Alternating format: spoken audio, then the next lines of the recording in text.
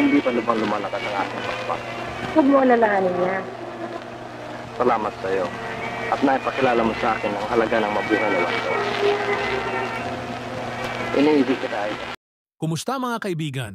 Sa episode na ito, ating aalamin ang buhay at tagumpay ng isang alamat sa pelikulang Pilipino, si Manuel Conde. Siya ang nasa likod ng ilang mahahalagang pelikula na nagbigay ng malaking kontribusyon sa industriya ng pelikula sa Pilipinas at maging sa ibang bansa.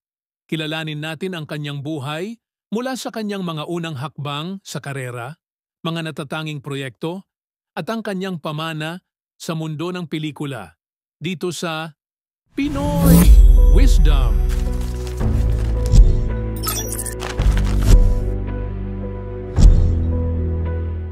Si Manuel Urbano, na mas kilala sa kanyang screen name na Manuel Conde, ay ipinanganak noong Oktubre 1915 sa Dait, Camarines Norte. Bago siya pumasok sa showbiz, nagtapos siya ng abogasya sa Universidad ng Santo Tomas. Ngunit mas pinili niya ang landas ng sining at pelikula kaysa sa batas.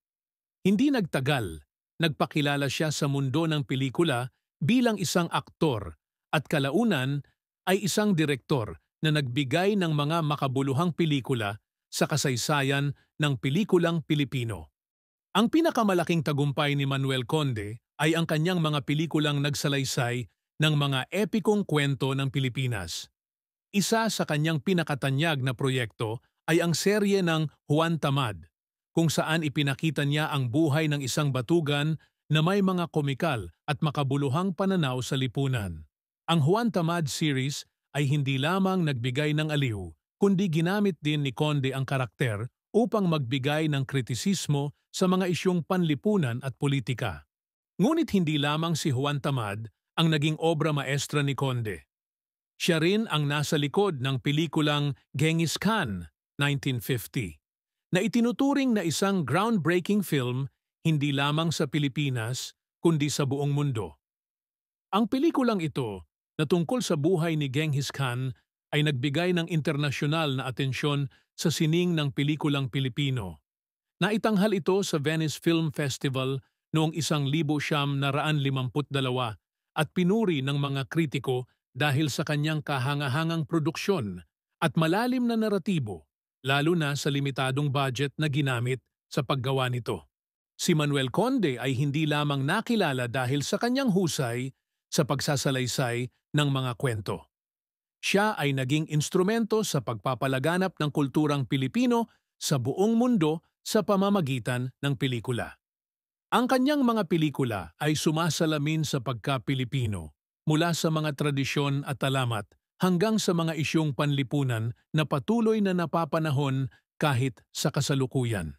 Isa sa mga pinakatampok na aspeto ng mga pelikula ni Conde ay ang kanyang kakayahang balansehin ang komedya at komentaryong panlipunan. Sa kanyang mga obra, naipakita niya ang mga kahinaan at kalakasan ng mga Pilipino na lumikha ng mga karakter na relatable at makabuluhan. Ang kanyang inobasyon sa teknikal na aspeto ng pelikula ay nagbigay daan sa pag-usbong ng independent filmmaking sa Pilipinas na siyang naging inspirasyon ng maraming filmmakers na sumunod sa kanyang yapak. Dahil sa kanyang mga kontribusyon, si Manuel Conde ay kinilala bilang pambansang alagad ng sining para sa pelikula noong 2009. Ang parangal na ito ay isang patunay ng kanyang malalim na ambag sa sining at pelikula ng Pilipinas. Ang kanyang pelikulang Genghis Khan ay patuloy na ipinapalabas sa iba't ibang film festivals sa buong mundo, na nagpapatuloy ng kanyang pamana bilang isang internasyonal na pelikulang ginawa ng isang Pilipino.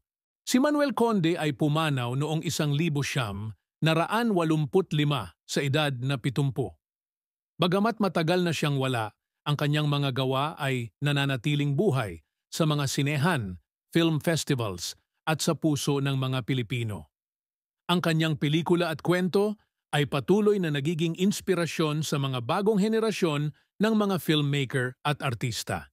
At diyan nagtatapos ang ating paglalakbay sa buhay ni Manuel Conde, isang direktor na nagbukas ng pinto para sa pelikulang Pilipino sa internasyonal na eksena.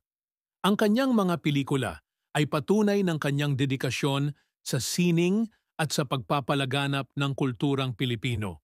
Kung mayroon kayong mga komento o alaala tungkol kay Manuel Conde, huwag mahiyang mag-share sa comment section sa ibaba. Salamat sa inyong panonood at huwag kalimutang mag-subscribe para sa iba pang kwento ng mga Pilipinong nag-ambag sa ating sining at kultura. Hanggang sa muli, dito lang sa Pinoy Wisdom.